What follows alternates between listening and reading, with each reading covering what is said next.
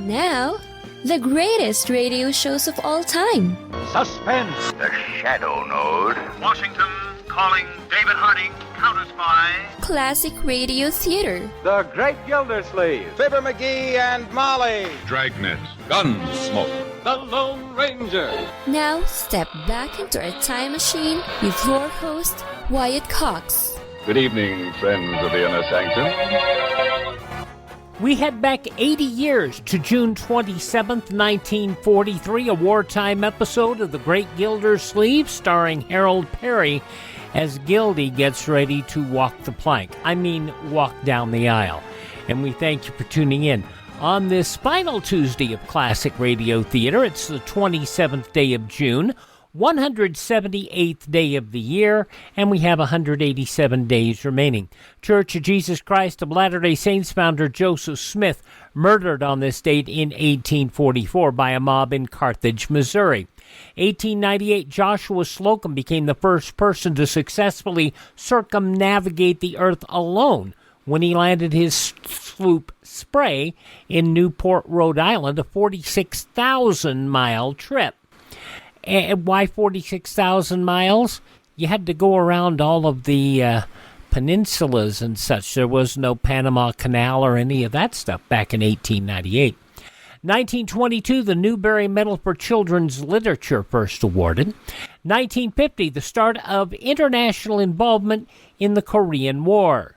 The Security Council recommends that the members of the United Nations furnish such assistance to the Republic of Korea as may be necessary to repel the armed attack and to restore international peace and security in the area.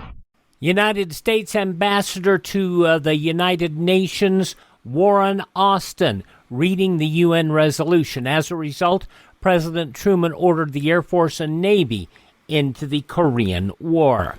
1954, the world's first atomic power station opened near Moscow. In 1969, police and gays clashed at the Stonewall Inn in New York City, fostering the gay rights movement. Just prior to the 1974 Moscow summit, on this date in 1974, President Nixon had these words. What we are doing is establishing a record where the two strongest nations in the world and their leaders will seek greatness not but by what they might accomplish in war, but greatness by what they accomplish in the works of peace. The summit led to the signing of the Threshold Test Ban Treaty, which banned nuclear tests of devices having a yield exceeding 150 kilotons, equivalent to 150,000 tons of TNT. 1985, the legendary Route 66, running from Chicago to Santa Monica, California, decertified, the victim of the interstate highway system. 1991, Supreme Court Justice Thurgood Marshall announced his retirement. When asked why he was retiring, "What's wrong with me? I'm old. I'm getting old and coming apart." The former Solicitor General, the first African American on the Supreme Court, he stepped down at the conclusion of the term in October of 1991. He would pass away 15 months later at the age of 84. In 2003, the National Do Not Call Registry, formed to combat unwanted telemarketing calls and administered by the Federal Trade Commission, enrolled almost 750,000 phone numbers on its first day. It has been an abject failure. In 2013, NASA launching the Interface Region Imaging Spectrograph, a space probe to observe the sun. Among those passing away on this date in history, actor Jack Lemmon, General George Patton, actress Gail Storm, My Three Sons Don Grady, soul singer Bobby Womack, future shock author Alvin Toffler, and the patriarch of the Jackson family, Joe Jackson. Born on this date in history, Helen Keller, also Bob Keeshan, Captain Kangaroo, and Ross Perot. Now, birthdays on this date also, because all those folks were born on this date.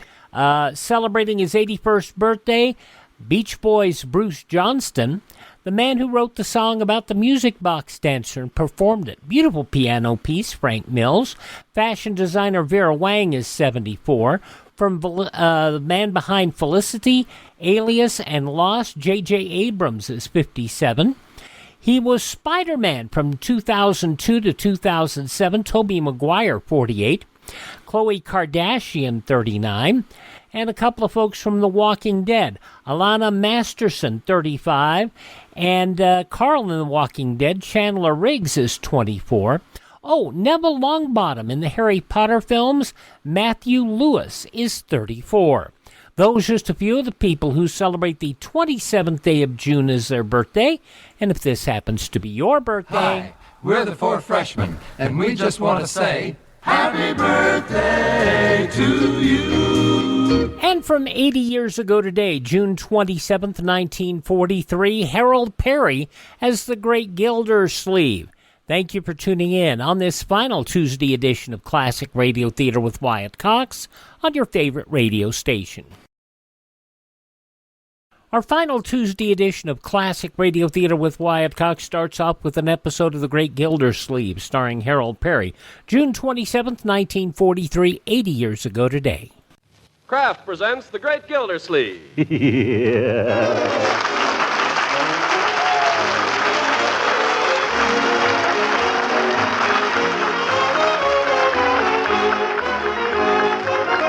Kraft Cheese Company will also bring you Bing Crosby every Thursday night. Present each week at this time Harold Peary as the Great Gildersleeve.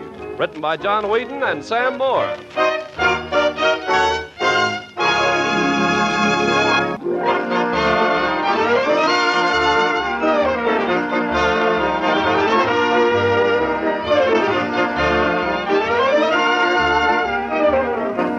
Now let's hurry on to Summerfield, where the whole town seems to be in a flurry of excitement and anticipation. Cakes are a-baking and gifts are wrapping and tongues a-wagging. And everyone looks forward to the happy event which tomorrow will unite in matrimony Summerfield's favorite son. On the morn of his last day as a bachelor, we find the Great Gildersleeve lingering alone over breakfast and steadying his nerves with a fourth cup of coffee, while from the kitchen comes the sound of Bertie's rejoicing. Nobody knows the trouble I've seen. Nobody knows but... Bertie! Yes, sir? For goodness sake. Something you want, Mr. Gildersleeve? If you must sing, sing something cheerful. Yes, sir. Where is everybody? Where's Marjorie? Where's Leroy? I don't know, Mr. Gildersleeve. They came and they went. Leroy didn't even finish his popsies. No, sir. I expect he's around somewhere. I don't know what's the matter with everybody here. I don't know what everybody is so sad about. Have to eat breakfast alone, have to listen to that. Nobody knows how happy I am. Nobody knows but... Bertie! Yes, sir? Nothing. Let it go. Let it go. Nobody knows how happy I am. Uncle Mort, I'm going down to help decorate the church. Don't rush off, Marjorie. Come in and sit down with your old uncle while he finishes breakfast, won't you? But I had mine hours ago. I know, but just sit with me, won't you? Well, just for a minute. I don't know what it is. Everybody seems to be avoiding me. Have I done something? No, Uncle Mort, no. Of course not. Bertie hardly speaks to me. You haven't been around all morning. I'd even be glad to see Leroy. What's wrong, Marjorie? Nothing, I guess. Everything. I can't explain. You wouldn't understand. Is it Ben? You miss him, don't you? Sure, I miss him. But not as much as I'm going to miss you. Why, Marjorie, I'm going to be around. Just because I'm getting married, that doesn't mean anything's going to be changed. Marjorie, you don't think I'd... Marjorie! Don't ask me anymore, please. I give up. Bertie! Yes, sir, Mr. Gildersleeve? Tell me, what's the matter with everybody this morning? I don't know, Mr. Gildersleeve. Maybe the June bug has got him. What's the matter? Has the June bug got you, too? Yes, sir, I guess it has. I give up. Anybody who has anything to do with women ought to have his head examined. Oh, promise me that one day you and I... Leroy! Yes, Unc? I've asked you before, please, not to sing that song. What's the matter? Don't you like it? I like the song, but I don't like your rendition. Sorry. Mr. Gildersleeve, excuse me. Yes, Bertie, what do you want? I love you. Leroy! No good? No good. Come here, young man. Well, Doc, I'm just trying to put you in the mood. You're going to put me in a sanitarium. I'm trying to talk with Bertie here, and you stick your shirt tail in. You're yelling your head off all the time. Now go find something to do. Gosh, it's getting to a guy can't even open his mouth around here. What a character. I heard that. Well, Bertie, what is it you wanted to say? Well, sir, I suppose after you get married tomorrow, you probably won't be needing me anymore, huh? Won't need you anymore. Bertie, stop talking nonsense. Well, you'll be married then, and Mrs. Ransom probably got different ideas. Listen, what's going on here? Is everybody gone crazy? Just because I'm getting married, the world doesn't have to come to an end. People have gotten married before, you know. People have been getting married for 15 or 20 years now. Ye gods, I never saw such a gloomy place. Marjorie crying, Leroy sulking, you talking about leaving. I can't stand it. I'm getting out of here.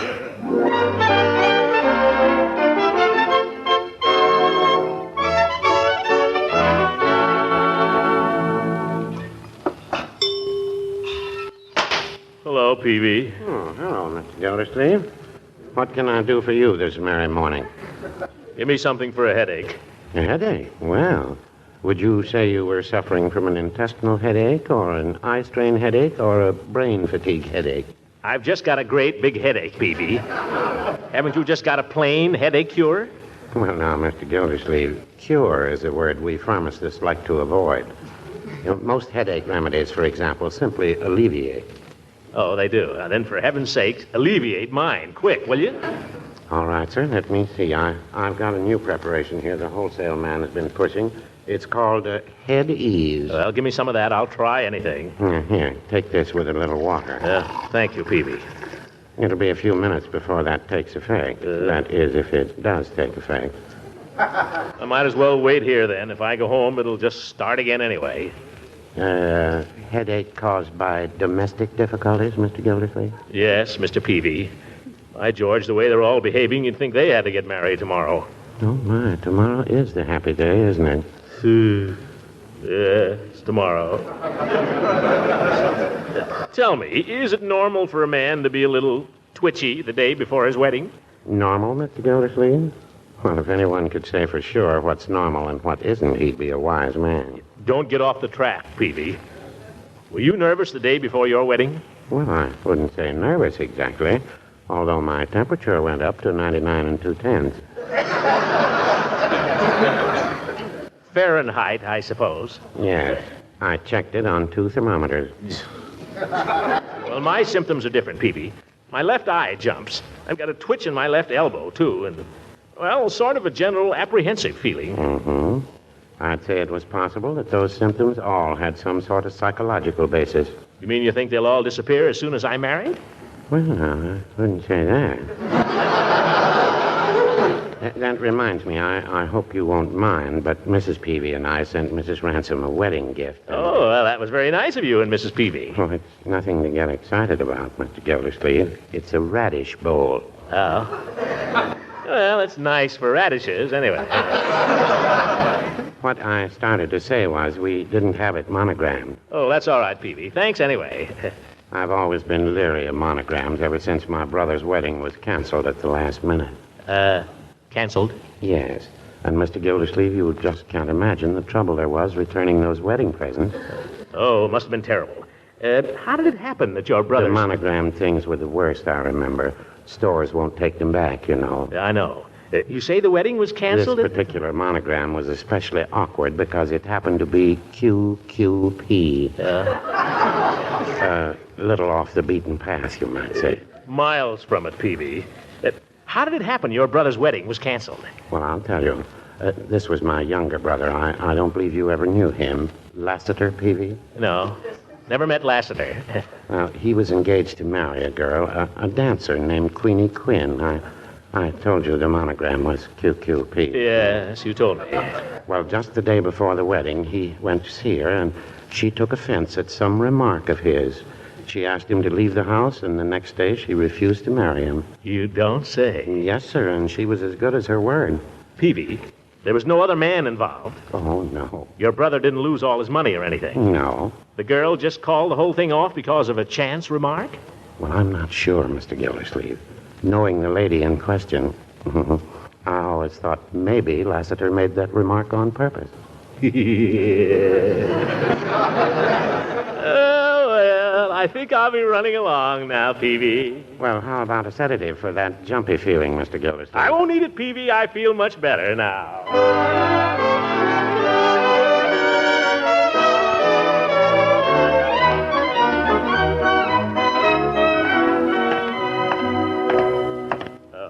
A remark, eh? All I need is a good remark. Leila, I'll say you and I have got to have an understanding. Things are going to be different around here after we're married. Things are going to be done the way I want. And if you don't like it, now is the time to do something about it, or forever after hold your peace. I'll tell her. Leila? Honey, darling. Darling. Leila, you and I have got to have an understanding. Darling, I'd love to have an understanding with you. You would? Of course, right now I'm a little busy. No, right now. All right, darling. I just thought with the wedding and all. The wedding can wait. If you say so, darling, of course. You don't have to be such a martyr about it. Darling, nothing in the world is as important to me as what you want to do. You know that. Huh? Now, come sit down beside Leila on the swing and tell her what's troubling you. I don't want to sit down. Well, then maybe you'd like to walk in the garden. The roses are gorgeous. I hate walking. Oh, well then... I hate roses, too. Let's sit down.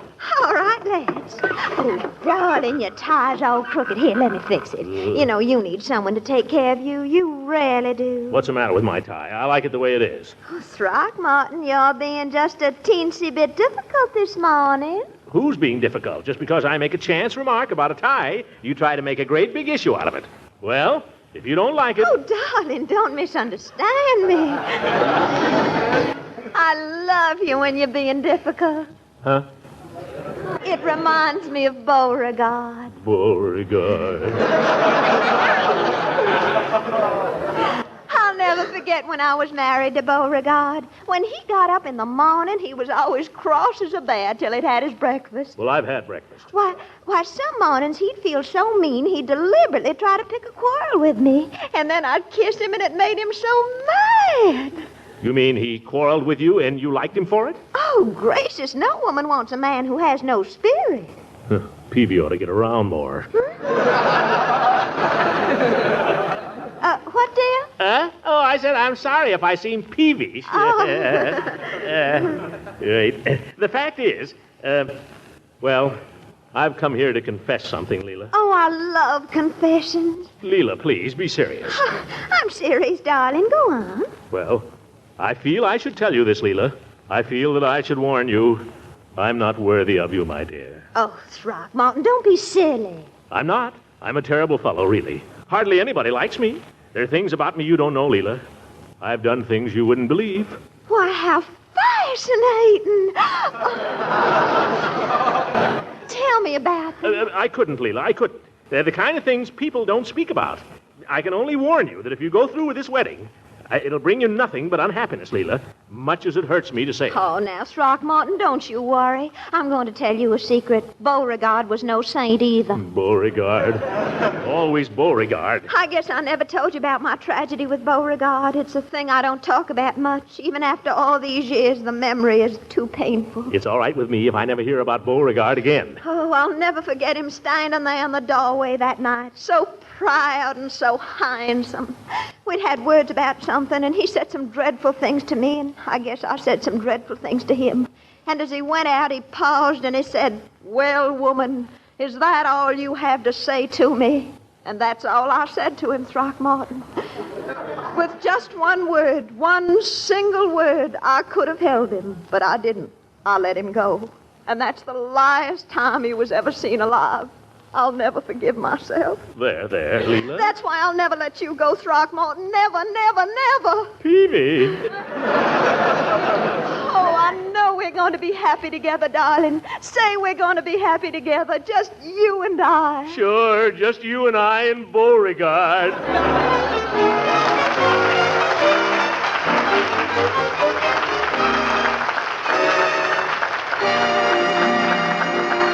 Great Gildersleeve will be with us again in just a few seconds. Oy vey. From June 27th, 1943, The Great Gildersleeve here on Classic Radio Theater with Wyatt Cox. We'll have the news from 80 years ago today following some messages from your favorite radio station. By the way, some people have asked if I'm physically okay, and it's, well, I'm okay. I'm not great, but I'm okay. I just need a rest. You know, my last vacation was in 2017. And I need some time away, maintaining, work-life balance, Okay, the news from 80 years ago today follows these important messages from your favorite radio station on this final Tuesday edition of Classic Radio Theater with Wyatt Cox.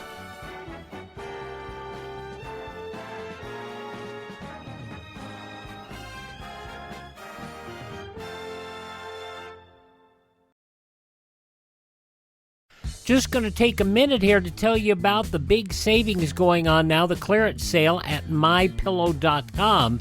And I've talked about how in my office I have a pair of my slippers, and they're really comfortable, and they're on clearance right now. The mypillow.com slippers, $25 a pair, limit 10. And I would buy 3 or 4 more pairs. Unfortunately, they're out of my size. They also have sheets, pillowcases, clothing items, all on special right now. Go to mypillow.com, click on the clearance tab at the top of the page, use my promo code Wyatt, or call 1-800-928-4715. Limited sizes remaining in the MyPillow slippers, limited colors on other items. mypillow.com, clearance tab, promo code Wyatt, 1-800-928-4715.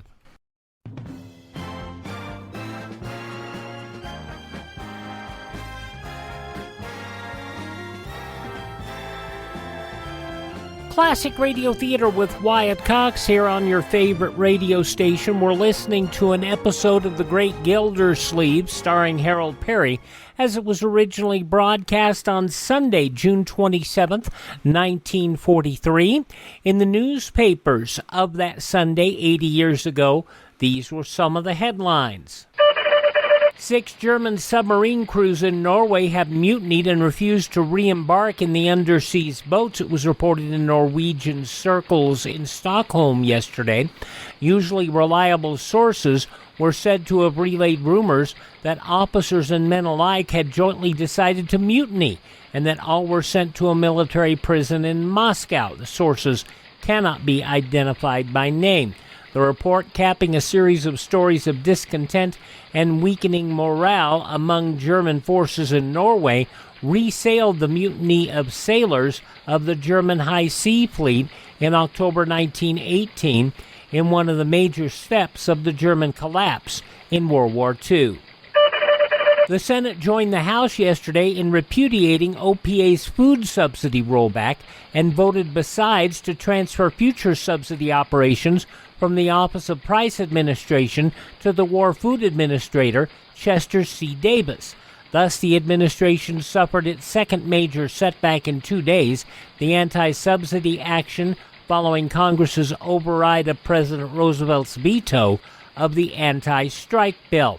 In no mood for extending debate, the Senate voted 46-29 to kill the rollback, which Price Administrator Prentice Brown has said is essential to hold the line against inflation. It then swiftly adopted, without a record vote, an amendment by Senator O'Mahony, the Wyoming Democrat, transferring subsidy authority to the food administrator. Housewives may expect higher butter and meat prices under the congressional decision to forbid further use of subsidies by the OPA. The prices of these products presumably will return to their former levels, the ceilings posted before the rollbacks went into effect. Thus, a pound of butter now selling for 49 cents would go back to 54 cents. Its price before the rollback of about a nickel a pound went into effect. Meat prices would go up about 10 cents a pound. In other war news, the task of turning Germany's Great Ruhr Valley into junkyards reported near completion after 7 straight nights of shattering bomber attacks. German propagandists admit to their own people that Germany is terribly hurt and raved that anti-American airmen are cultural vandals and military barbarians for their part in an unprecedented serial attack. In the Mediterranean, mass squadrons of flying fortresses shattering strategic sections of the earthquake-proof city of Messina in biggest attack yet staged in the Mediterranean. The raid marks another blow in continuing efforts to isolate Sicily. And in the Pacific, sporadic raids by American and Japanese bombers and air forces reported by the Navy, while in North Pacific, bombers of the Aleutian Command delivered 3 new attacks on Japanese installations at Kiska. 3 of the nation's business leaders envisioned in a broadcast symposium last night a post-war world in which the U.S. would abandon isolationism. They were the board chairman of J.P. Morgan & Company, Thomas W. Lamont, the president of the U.S. Chamber of Commerce, Eric A. Johnson, and the president of the International Business Machines Company, Thomas J. Watson. Lamont said, "Never shall we Americans dare to be isolationists again. Powerful as America may be, she can never by herself, owned by her own force alone, ensure herself against war." Johnson said he was not at all afraid of any destructive competition from foreign countries because American labor has been able to produce more than any other country in the world, and America's industry is the master of low-cost production. And it isn't a famine, it's a feast as far as potatoes are concerned. Not so long ago, housewives looking for potatoes found only empty grocery store bins. Now the Agriculture Department is pleading with consumers to increase their purchases of early new potatoes from the South. The potato famine not only is over, the department revealed yesterday the new crop is 35% better than last year. And those some of the day's top news stories, as reported in the newspapers of Sunday, June 27th, 1943, on your radio, The Great Gildersleeve, starring Harold Peary. The conclusion next on this Tuesday, the final Tuesday edition of Classic Radio Theater with Wyatt Cox. On Wednesday's Classic Radio Theater with Wyatt Cox, an episode of Arch Obler's Plays from June 28, 1945, 78 years ago, Edmund Gwynn, starring in an episode entitled The Truth, a story about a scientist who puzzles after the ultimate source of cosmic rays and eventually discovers the truth. That's coming up on Wednesday's Classic Radio Theater with Wyatt Cox. And, of course, our webpage, classicradio.stream, classicradio.stream. Now, the conclusion of The Great Gildersleeve from 80 years ago, June 23rd, 1943. It's Gildy's wedding day.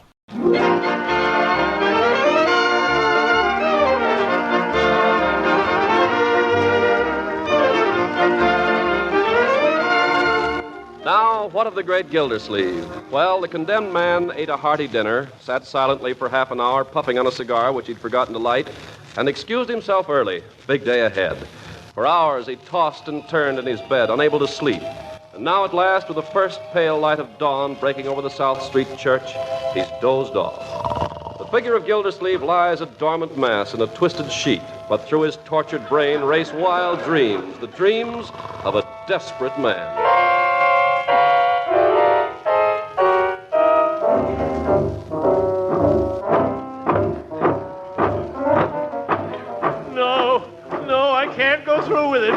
I can't go through with it. Buck up, old man, buck up. No, I can't go through with it. Do you, Leila, take this man to be thy wedded husband, to love and to cherish, to have and to hold, till death do you part? Indeed I do. And do you, Throckmorton, take this woman to be thy wedded wife, to love, honor, and obey, till death do you part? No! Come back here! Gildersleeve! Head him off, somebody! There he goes! Oh, right through the Annie B. Mulhauser Memorial window. After him, men! Unc! Where are you, Leroy? Here in the bushes. Quick, follow me. Marge has the car waiting. Good boy. Run for it. Step Well, step on it some more. Leroy, remind me to get the oil changed next time we Here get they come. They're gaining on us. Oh, my goodness. Judge Hooker's at the wheel. Hooker, he'll stop at nothing. We haven't a chance, Unc. He's got a C card and we've only got an A. Yeah. Hold on. Hold on, everybody. Here comes the coroner. Boy, we took that one on 2 retreads. If we can just make the house, I know a swell place to hide in the cedar closet. Here we are. Pile out, Uncle Morse. Run for it, Unc. Come on, kids. They'll be here any minute. Oh, the door's locked. Bertie, let me in. Who's that wants to come in? It's me, Gildersleeve. I'm sorry, Mr. Gildersleeve ain't here. I know he's not here. I mean, he is so here. He's right here with me. I mean, I'm him. Never mind what I mean. Let me in, Bertie. I'm sorry, I can't let nobody in till Mr. Gildersleeve comes back. He's down at the church getting married. No, he's not. He's right here. Don't you recognize me, Bertie? It's me, Mr. Gildersleeve. Open the door and you'll see. I ain't taking no chances. Let me hear you laugh. Quick, Uncle Mort. Laugh. Here they come. Laugh. Laugh. Laugh. Don't laugh. How can I laugh? Mr. Gildersleeve. Why didn't you say so? Come on, Leroy. Marjorie, quick. Slam the door. They're after me, Bertie. Protect me. Who's after you? Judge Hooker and his posse. Well, they ain't going to get you. Not while I got this meat chopper. Oh. Quiet. I hear them coming up the walk. No, Throckmorton. There's nobody home but the maid. Come out, wherever you are. I won't. Please. No. Pretty please. No. Come on, Gildersleeve. We've got the place surrounded. I'll give you just 30 seconds to come out of there. Then what'll you do? I'll huff and I'll puff and I'll blow your house down. He'll do it, too, the old windbag. Yes. Oh, my goodness. What am I going to do? I'm huffing. No. I'm puffing. Don't. I'm going to blow. No, don't blow. I'll give up, Judge. I'll give up. I'll give up, Judge. You talking about Gildy. It's time to wake up. Mr. Gildersleeve, wake up. The judge is here. My land, look how he's tangled up that bed. Wake up, old man. Wake up. I never saw such huffing and puffing. Judge, Bertie, oh, my goodness, I had the most horrible dream. I dreamed it was my wedding day. Well, get up, you darn fool. It is.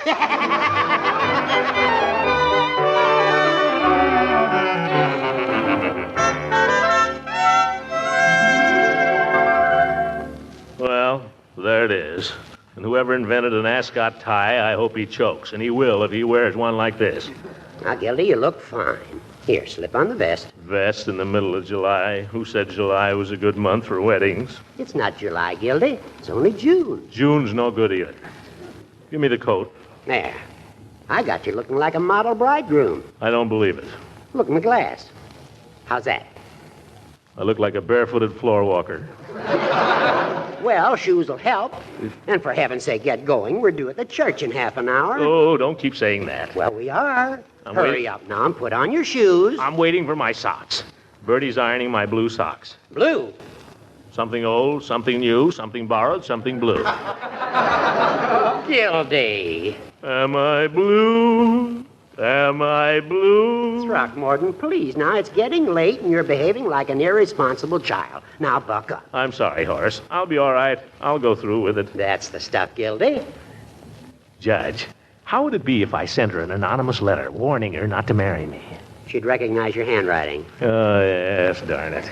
Uncle Mort, are you almost ready? Oh, yes, my dear. Just trying to pull the judge together. Is he all right, Judge? He looks terrible. You're right, my dear. I do look terrible. I'm not going to wear this thing. Oh, now, Uncle Mort, you look very nice. Oh, thank you, my dear. You look nice, too. Oh, do I really look all right? I've been so rushed I hardly know what I've got on. What's been keeping you so busy? Well, Leila got a run on her last pair of nylons, and I simply tore all over town to find her another pair. And then she lost the key to her silk case, so I had to take it to the lock man. Why not let Leroy do that? He's guarding the wedding presents. Oh, my goodness. Whose idea was that? Don't tell me. Well, I've got to go, Uncle Mort. Hurry him up a little, won't you, Judge? Yeah. Hurry, hurry, hurry. You'd think this wedding was being put on by a family of train dispatchers. What are you doing, Hooker? Just checking over a few last things. Did you remember to send the bride's bouquet? Yes, Horace, I sent the bride's bouquet. That's good. What'd you send? Daisies. Daisies? Merciful heavens, Gildersleeve, what was the idea of sending her daisies? They were all out of geraniums. Geraniums would have been worse. Geraniums happened to be her favorite flower. She told me so. Yeah, but she wouldn't want to get married in them. Judge, I could get myself arrested. Maybe I could rob a bank. The banks are all closed now. Oh, yeah. There must be some way to get in jail. Excuse me, Mr. Gildersleeve. Here's your sock. Oh, thank you, Bertie. Loyal to the last. Thank you, Mr. Gildersleeve. And if I don't see you again before you're married, I wish you all the happiness in the world. Thank you, Bertie. Thank you. Come on, Gildy, come on. Get your shoes on now. All right. Oh, Throckmorton, there's one other little matter. It's customary for the best man to pay the minister. All right, go ahead and pay him. Don't bother me with details. Yeah, but the groom always provides the money. What? You put the fee in a little envelope with Dr. Needham's name on it, and I hand it to him. Oh, no, you don't, Hooker. I wasn't born yesterday. Now, don't be a stubborn jackass. It's just to save you embarrassment at a time when you'll have your hands full. If you'd rather give him the envelope yourself, go ahead. Well, how much do I put in the envelope? Oh, the usual amount. Well, what is the usual amount? Well, I don't know. I believe it's just whatever you think the minister deserves for marrying you. Well, I'll have to give him more than that, Judge. Well, maybe $10. Hi, Judge. How's the bridegroom coming along? Well, little Leroy. Come here, my boy. What do you want? Leroy, it's nice to see you dressed up for a change. Thanks, Unc. Same to you. Stick your shirt tail in. Yeah. Well, won't be long now, my boy. No, won't be long now. We've got to stick together, my boy. After all, we're the men of the family. That's right, Unc. Leroy, you remember that old haunted house? Yeah? What if we sneaked out there right now and you tied me up with a lot of ropes and left me there till this thing blows over, huh? Well, that's a great idea. We could go out. All right, Gildy, no more of that. Go on, get out of here, Leroy. Your uncle's got a lot of things on his mind. What's that? That's the taxi I ordered to take us to the church. Come on, Gildy, we're late now. But, Judge... Hurry up, Gildy. Taxis cost money. But, Horace... Gildersleeve, what on earth are you doing? I'm looking for my good luck piece. Oh, I can't find my good luck piece. Never mind it. Let go of me, Horace. I can't go without my good luck piece. Stay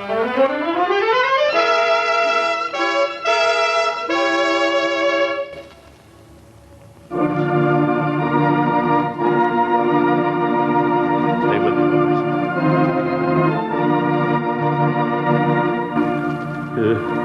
Can't seem to remember what I'm supposed to do. Just stand here, Throckmorton. Here? Yes. Then when Leila gets here, you and she walk side by side up the steps and stand in front of Dr. Needham. Way up there? Of course. Where will you be, Horace? I'll be right behind you, old boy. Now, here comes Leila. Go on up. Hello, Leila. Daisies. Well, I... Hush.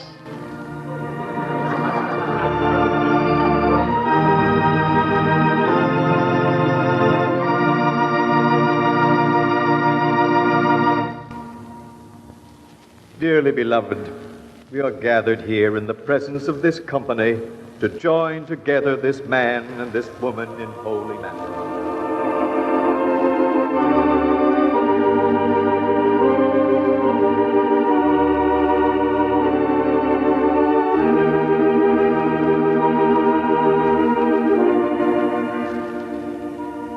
If any man can show just cause why they may not lawfully be joined together, let him now speak, or else hereafter forever hold his peace.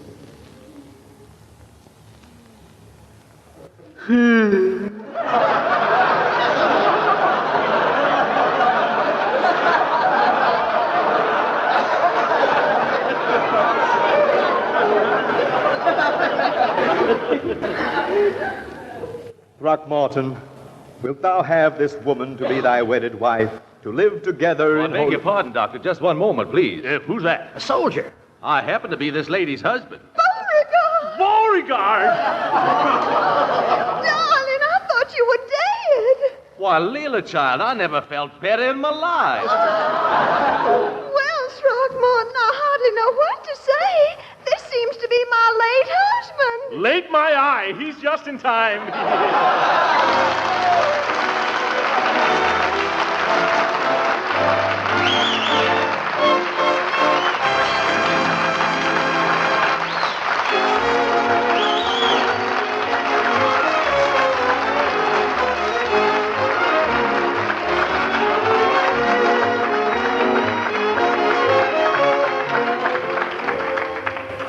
Well, that was a pretty narrow squeak for me, wasn't it, folks? Good old Beauregard. This is our last broadcast this season, but we'll return again in just 8 weeks. Before saying goodbye, we want to thank you for all the Sunday evenings you've given us and the nice letters you've written us. We want to thank our sponsors, the Kraft Cheese Company, for their sympathetic understanding and cooperation. And we want to give the credit due to all the members of the Gildersleeve family whom you have come to know over the past year. Shirley Mitchell, who plays Leila, Lorene Tuttle as Marjorie, Lillian Randolph, who plays Bertie, Walter Tetley, who plays Leroy, Earl Ross, who plays Judge Hooker, Ben Alexander as Bashful Ben, and Richard LeGrand, our Mr. Peavy. Thanks, too, to Claude Sweeten for his excellent music, and 3 low bows to our writers, John Whedon and Sam Moore, and to our chief, the producer, Cecil Underwood. Good night, everybody. Have a pleasant summer. This